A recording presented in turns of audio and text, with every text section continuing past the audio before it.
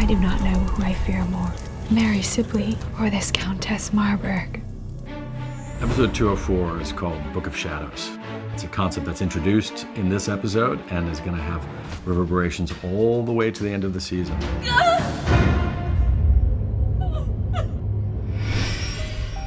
Anne gets presented her first Book of Shadows. Every witch has one. It's like a magical diary, something in which they record all of the workings they've done. This is her first step in fully becoming a witch, in part because it will bring her familiar. But there is no strange, mysterious creature. It's just a little homely mouse that appears. I will call you Brown Jenkins. For real horror buffs, Brown Jenkins is actually one of the most horrific creatures ever to be found in the works of H.P. Lovecraft, and happens to be the familiar of a particularly horrific witch. What Mary is beginning here is what we call the education of Anne Hale. She's saying it's time to face that you're a witch and learn to control your powers. But we'll also discover that Mary, as always, has a hidden agenda. She stole a drop of her blood, which she had herself sucked into her mouth. Lo and behold, Mary is able to spy on Anne's Book of Shadows. So this thing that's meant to be her most private diary, in fact, is about as private as Facebook, as far as Mary's concerned.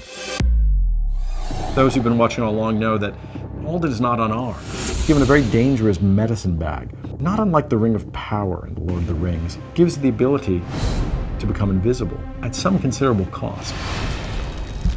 Though it nearly destroys him, he manages to stay hidden from Mary long enough for her to move on and give up her search in that room, because she's got another urgent task that we've been clocking this entire episode. She was attacked by water from the well in town, and she must perform a magical operation, which is what she's going to use Anne Hale to do. You will go down the well. You cannot make me.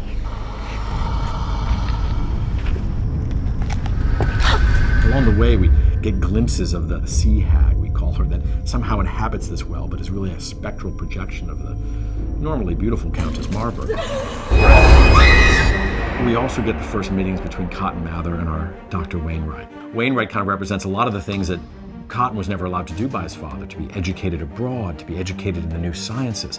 Whereas to Wainwright, Cotton is a bit of a backward bumpkin. He's been educated in this very backwater institution called Harvard, which of course is not then what it has become to be now, but instead is a sort of very provincial theology school. You're all right, Mather, for a damn Harvard man. In one of the most horrific strands, I think, in the whole season, we find where Isaac is, captive to the tortured Mercy Lewis. The fire seems to have taken a good part of Mercy's mind. She's almost like a horrifying and scarred maniac.